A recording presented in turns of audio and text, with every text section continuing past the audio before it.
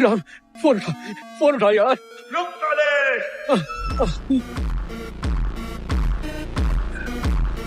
Sir 1 second, important call. Ram, हाँ भैया। आ जाओ मेरा भाई।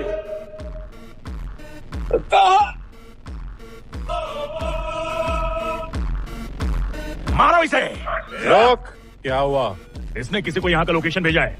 अबे इस फोन से इंसान को ही मैसेज जाएगा, भगवान को नहीं जाएगा।